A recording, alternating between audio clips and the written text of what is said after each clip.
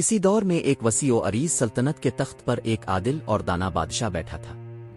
اس کے ساتھ اس کا بچپن کا دوست اور وزیر بھی تھا جو دانش اور تدبر میں اپنی مثال اب تھا۔ دونوں دوستوں کی زندگی بظاہر پر آسائش تھی، مگر ایک دکھ ایسا تھا جو دل کو ہر پل چیرتا رہتا۔ دونوں بے اولاد تھے۔ محل کے اندر ہر سہولت موجود تھی، ہر طرف شاہی جا و جلال نظر آتا تھا، مگر بچے کی معصوم ہنسی کی کمی نے اس شان و شوکت کو بے رنگ کر دیا تھا۔ بادشاہ کی ملکہ نہایت نیک بردبار اور خدا ترس عورت تھی، جو ہر روز دعا و عبادت میں وقت گزارتی کہ شاید قدرت اس کے آنگن کو رونق بخش دے۔ وزیر اور اس کی بیوی بھی اسی آس میں ہر تعویذ دعا اور دوا آزماتے رہے۔ ایک دن کا ذکر ہے کہ ملکہ صبح کے وقت محل کے برآمدے میں بیٹھی تھی۔ نرم دھوپ اور ہلکی ہوا نے ماحول کو خوشگوار بنا رکھا تھا۔ درباری خدام اپنے کاموں میں مصروف تھے۔ اچانک ملکہ کی نظر محل کی فصیل سے باہر سڑک پر پڑی۔ ایک سفید داڑھی والا فقیر کندھے پر تھیلا ڈالے در در جا کر بھیک مانگ رہا تھا۔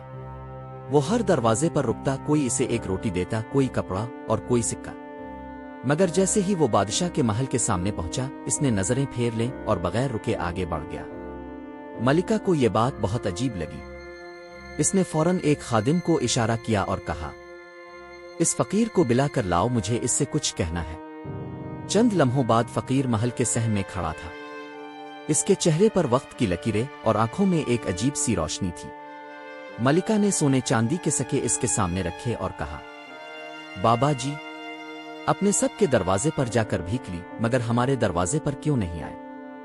فقیر نے ایک نظر ملکہ کو دیکھا اور نہایت سادگی سے جواب دیا، میں بانجھ گھر کی بھیک نہیں لیتا۔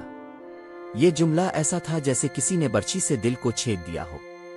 ملکہ کی آنکھوں میں آنسو آ گئے اور وہ زار و قطار رونے لگی۔ شام کو جب بادشاہ محل میں لوٹا تو اس نے ملکہ کو روتے ہوئے پایا۔ گھبرا کر اس کے پاس آیا اور پریشانی سے پوچھا، ملکہ، کیا ہوا؟ تم کیوں رو رہی ہو؟ ملکہ نے سسکیاں لیتے ہوئے سارا واقعہ سنایا۔ فقیر کا جملہ بار بار اس کے کانوں میں گونجتا، میں بانجھ گھر کی بھیک نہیں لیتا۔ بادشاہ کے چہرے پر سنجیدگی چھا گئی۔ اس کی آنکھوں میں غصہ نہیں، دکھ تھا۔ اس نے ملکہ سے فقیر کی سمت پوچھی اور بغیر تاج، بغیر جوتے، ننگے سر اور ننگے پاؤں اس سمت چل دیا۔ خدام اور محافظ پیچھے پیچھے، مگر بادشاہ کا قدم رکنے کا نام نہ لیتا تھا۔ کئی گھنٹے کی تلاش کے بعد بادشاہ ایک جنگل کے کنارے پہنچا۔ وہاں ایک بڑا پرانا درخت تھا جس کے نیچے ایک بزرگ نماز میں مصروف تھے۔ بادشاہ خاموشی سے کھڑا ہو گیا۔ دل کی دھڑکن تیز تھی، جیسے کوئی اندیکھی امید اس کی طرف کھنچتی جا رہی ہو۔ نماز ختم ہوئی تو فقیر نے آنکھیں کھولیں۔ بادشاہ نے ادب سے سر جھکایا اور بولا، پیر و مرشد، کیا آپ وہی بزرگ ہیں جنہوں نے آج میرے محل کے سامنے رکنے سے انکار کیا؟ فقیر نے مسکرا کر جواب دیا، ہاں میں وہی ہوں، مگر تم میرے پیچھے کیوں آئے ہو؟ بادشاہ سلامت، بادشاہ نے قدموں میں بیٹھتے ہوئے کہا، آپ کے ایک جملے نے ہماری زندگی بدل دی۔ ہم وہ سب کچھ رکھتے ہیں جو دنیا والوں کے خواب ہیں، مگر ایک نعمت سے محروم ہیں جو ہمیں مکمل انسان بنا سکتی ہے، اولاد۔ میں تب تک یہاں سے نہیں جاؤں گا جب تک میرے نصیب نہ بدل جائے۔ فقیر نے کچھ لمحے بادشاہ کو غور سے دیکھا، جیسے اس کے دل کے اندر جھانک رہا ہو۔ پھر اس نے اپنی گٹھری سے ایک پرانی مٹی سے لیت پیت لکڑی نکالی اور بادشاہ کو تھماتے ہوئے کہا، اس لکڑی کو لے کر فلاں باغ میں جاؤ، وہاں ایک پرانا آم کا درخت ہے۔ اس لکڑی کو درخت پر مارو، جتنے آم گریں بس وہی تمہارے نصیب ہیں، زیادہ کی لالچ نہ کرنا۔ بادشاہ نے لکڑی دونوں ہاتھوں سے تھامی، فقیر کو سلام کیا اور تیز قدموں سے باغ کی طرف روانہ ہو گیا۔ دل میں کئی امیدیں تھیں، مگر فقیر کی آخری بات، لالچ نہ کرنا، اسے مسلسل یاد آ رہی تھی۔ وہ جانتا تھا کہ اگر لالچ کی ذرا بھی جھلک دکھائی تو قسمت پھر منہ موڑ سکتی ہے۔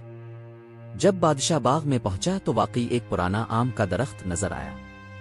اس درخت کے نیچے خاموشی کا راج تھا، جیسے وہ کسی مقدس راز کو سنبھالے بیٹھا ہو۔ بادشاہ نے لکڑی کو اٹھایا اور آم کے درخت پر زور سے مارا۔ درخت سے صرف ایک آم گرا۔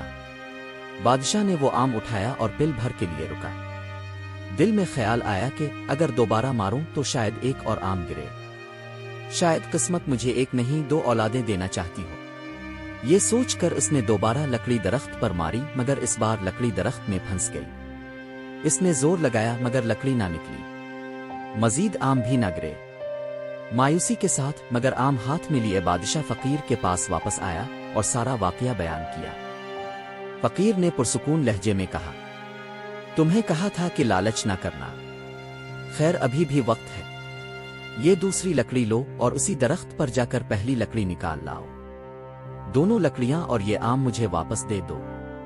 بادشاہ نے تعمیل کی پہلی لکڑی نکالی اور دونوں لکڑیاں اور آم فقیر کے سامنے رکھ دیے۔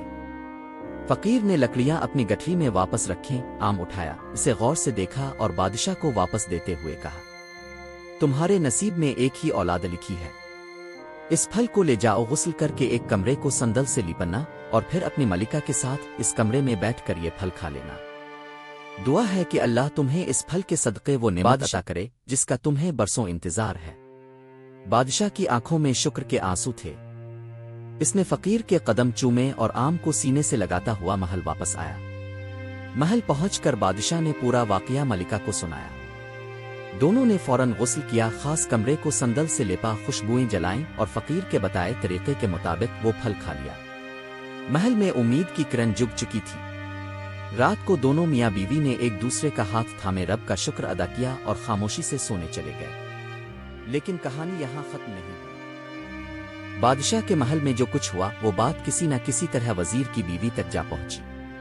وہ ایک چالاک اور موقع پرست عورت تھی۔ جب اسے یہ معلوم ہوا کہ بادشاہ اور ملکہ نے کسی خاص پھل کے ذریعے اولاد پانے کی کوشش کی ہے تو اس نے فوری چالاکی سے کام لیا۔ اس نے اپنے خادموں کو بھیجا اور حکم دیا، بادشاہ اور ملکہ نے جو پھل کھایا ہے اس کے چھلکے اور گٹھلی فوراً میرے پاس لاؤ۔ نوکروں نے وہ چیزیں ڈھونڈ نکالی اور وزیر کی بیوی کے حوالے کر دیں۔ اس نے اپنے شوہر یعنی وزیر سے کہا، ہمیں بھی یہی عمل کرنا چاہیے، ممکن ہے ہمیں بھی اولاد کی خوشی نصیب ہو جائے۔ وزیر اور اس کی بیوی نے بھی غسل کیا، کمرہ تیار کیا اور اس پھل کے بچے ہوئے چھلکے اور گٹھلی کھا لی۔ دن، ہفتے اور پھر مہینے گزرنے لگے۔ 9 مہینے بعد ایک معجزہ رونما ہوا، بادشاہ کے ہاں ایک خوبصورت شہزادہ پیدا ہوا۔ پورے شہر میں خوشی کی لہر دوڑ گئی، دھوم دھام سے جشن منایا گیا، غریبوں میں کھانا بانٹا گیا اور مسجدوں میں شکرانے کے نفل ادا کیے گئے۔ اسی دن وزیر کے گھر سے بھی خوشخبری آئی، ایک خوبصورت بیٹے کی ولادت۔ ملک کی فضا میں جشن کی گونج تھی، لیکن وہ فقیر جو درختوں کے نیچے بیٹھا دعائیں دیتا تھا اب کہیں دکھائی نہیں دیتا تھا، وہ جیسے اپنی ڈیوٹی مکمل کر کے غائب ہو گیا ہو۔ بادشاہ نے نجومیوں کو بلایا اور دونوں بچوں کی قسمت کا حال پوچھا۔ تمام نجومی ایک بات پر متفق تھے، ان دونوں بچوں کو 12 سال تک سخت خطرہ ہے۔ ان 12 برسوں میں انہیں نہ شکار پر جانے دینا، نہ ایسی باتوں کا ذکر ان کے سامنے کرنا۔ ان کی زندگیوں میں آزمائش آئے گی، بہت احتیاط کی ضرورت ہے۔ بادشاہ نے فوراً وزیر سے کہا، پورے شہر میں اعلان کراؤ کہ شہزادوں کے سامنے کوئی شکار کا نام بھی نہ لے اور ان کے لیے الگ الگ محل بنواؤ تاکہ وہ کسی غیر سے نہ ملے۔ ان کی حفاظت ہر حال میں لازم ہے۔ وقت تیزی سے گزرا، بادشاہ اور وزیر دونوں اپنے اپنے شہزادوں کی پرورش میں لگ گئے۔ دونوں بچے نہایت ذہین، خوبصورت اور باادب نکلے۔ ہر استاد ان کی تعریف کرتا۔ بادشاہ زادے کا چہرہ چمکتا جیسے روشن چراغ اور وزیر زادے کی مسکراہٹ میں سادگی اور دانائی کی جھلک نمایاں تھی۔ شہزادوں کے لیے الگ الگ محلات تیار کیے گئے تھے۔ بادشاہ نے ان کی تربیت کے لیے بہترین استاد اور محافظ تعینات کیے تھے۔ ایک سخت ہدایت دی گئی تھی، ان کے سامنے شکار کا ذکر نہ کیا جائے۔ دونوں شہزادے ایک دوسرے کے رازدار اور دوست بن چکے تھے۔ جب بھی موقع ملتا محل کی کھڑکیوں سے باہر جھانکتے اور دنیا کو حیرت سے دیکھتے۔ ایک دن وزیر زادہ اپنے محل کی کھڑکی کے پاس بیٹھا ہوا تھا، نیچے ایک بوڑھی عورت پانی کا گھڑا سر پر رکھے جا رہی تھی۔ شاید وہ تھکی ہوئی تھی، ہوا میں توازن بگڑ گیا تھا۔ وزیر زادے نے دل لگی میں ایک چھوٹا سا پتھر مارا جو گھڑے کے قریب جا لگا۔ بوڑھی عورت رک گئی، اوپر دیکھ کر کہا، مجھ بوڑھی سے مذاق کرنے میں کیا مزہ آئے گا بیٹا؟ مزہ تو تب آئے جب شکار کھیلنے جاؤ۔ یہ جملہ تیر کی طرح دل میں اتر گیا۔ شکار، یہ لفظ کبھی نہ سنا تھا مگر آج جیسے کوئی بند دروازہ کھل گیا ہو۔ وہ سوچنے لگا کہ آخر یہ شکار ہے کیا؟ ایسا کیا لطف ہے جس کی بات بوڑھی عورت نے کی؟ اس نے فوراً بادشاہ زادے سے ملاقات کی اور ساری بات بتائی۔ بادشاہ زادہ بھی حیران ہوا۔ دونوں نے فیصلہ کیا کہ شکار پر جانا چاہیے۔ ہم اتنے سالوں سے قید میں ہیں، بس پڑھائی، تربیت، آداب اب وقت ہے کچھ نیا کرنے کا، وزیرزادے نے جوش سے کہا۔ لیکن اگر اجازت نہ ملی تو؟ بادشاہ زادہ فکر مند ہوا۔ تو ہم کھانا پینا چھوڑ دیں گے، تب بادشاہ خود آئے گا۔ اگلے دن دونوں نے یہی کیا۔ دسترخوان پر بیٹھے مگر نوالا تک منہ نہ لگایا۔ استاد خادم سب حیران رہ گئے۔ جب بادشاہ کو خبر ملی کہ شہزادے کھانے سے انکار کر رہے ہیں تو فوراً ان کے محل پہنچا۔ کیا بات ہے میرے بچوں، تم نے کھانا کیوں چھوڑا؟ بادشاہ زادے نے نظریں نیچی کرتے ہوئے کہا۔ ابا حضور، ہم شکار پر جانا چاہتے ہیں، جب تک اجازت نہیں ملتی ہم کھانا نہیں کھائیں گے۔ یہ سن کر بادشاہ چونکا۔ کہیں دل کے کسی کونے میں نجومیوں کی پیش گوئی گونجی، مگر فوراً دماغ نے اسے دبایا۔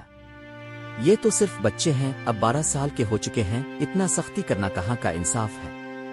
بادشاہ نے نرمی سے کہا۔ یہ کون سی بڑی بات ہے؟ تم شکار پر جا سکتے ہو، کل صبح تیاری ہوگی۔ دونوں شہزادے خوشی سے جھوم اٹھے۔ محل میں جشن سا ماحول ہو گیا۔ لشکر، گھوڑے، شکاری، خیمے، سب کچھ تیار کیا گیا۔ اگلے دن صبح ہوتے ہی قافلہ جنگل کی طرف روانہ ہوا۔ ہر طرف تازہ ہوا پرندوں کی چہکار اور آزادی کی خوشبو تھی۔ شہزادے اپنے گھوڑوں پر سوار خوشی سے نعرے لگا رہے تھے۔ جنگل میں داخل ہوتے ہی ایک خوبصورت ہرن دکھائی دیا۔ دونوں شہزادوں نے گھوڑے دوڑائے۔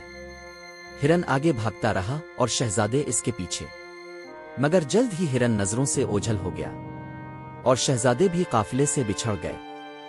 فوج نے پورا جنگل چھان مارا، ہر طرف تلاش کی مگر کوئی سراغ نہ ملا۔ ادھر وزیرزادہ جو بادشاہ زادے کے پیچھے پیچھے تھا، پانی کی تلاش میں ایک سمت بڑھ گیا۔ کچھ فاصلے پر ایک عورت بیٹھی تھی جس کے پاس تربوز تھے۔ وزیرزادے نے اسے ایک سونے کی اشرفی دی اور ایک تربوز خریدا۔ وہ تربوز سنبھالے آگے بڑھا کہ اچانک تیز آندھی آئی۔ درخت جھومنے لگے، پتوں کی بارش ہوئی اور دھول کی چادر سی چھا گئی۔ آندھی کے تھمنے پر وزیرزادہ چونکا، بادشاہ زادہ غائب ہو چکا تھا۔ وہ پکارنے لگا مگر جنگل جیسے خاموش ہو گیا ہو۔ تھک ہار کر وہ ایک درخت کے نیچے بیٹھ گیا اور وہی تربوز ایک کپڑے میں باندھ کر رکھ لیا۔ تبھی سپاہیوں نے اسے تلاش کر لیا۔ جب وہ واپس بادشاہ کے سامنے پیش کیا گیا تو بادشاہ کا پہلا سوال یہی تھا، شہزادہ کہاں ہے؟ وزیرزادہ خود حیران، پریشان اور خاموش کھڑا تھا۔ بادشاہ کا دل دھک سے رہ گیا۔ یہ چپ کیوں ہے؟ کیا شہزادے کو کچھ ہو گیا؟ اس نے سپاہیوں کو حکم دیا کہ وزیرزادے کی گٹھری کھولی جائے۔ جب کپڑا کھولا گیا تو بادشاہ کی آنکھیں پھٹی کی پھٹی رہ گئیں۔ اس میں شہزادے کا کٹا ہوا سر تھا اور ایک چھری رکھی تھی۔ محل میں کوہرام مچ گیا۔ بادشاہ غصے سے لال پیلا ہو گیا۔ یہ دھوکہ، یہ قتل! میں نے تجھے بیٹے کی طرح پالا اور تاو نے میرے بیٹے کو مار ڈالا۔ وزیرزادہ کچھ کہتا اس سے پہلے ہی بادشاہ نے حکم دے دیا، اسے قید کر دو، کل صبح اس کی گردن اڑا دی جائے۔ رات گہری تھی، محل پر سوگ چھایا ہوا تھا اور قید خانے میں وزیرزادہ خاموش بے بسی کی تصویر بنا بیٹھا تھا۔ لیکن صبح ہونے سے ذرا پہلے محل کے دروازے پر ایک سوار نمودار ہوا۔ وہ بلند آواز میں بولا، رکو، یہ نوجوان بے گناہ ہے۔ سب نے حیرت سے دیکھا، یہ کوئی اور نہیں بلکہ بادشاہ زادہ خود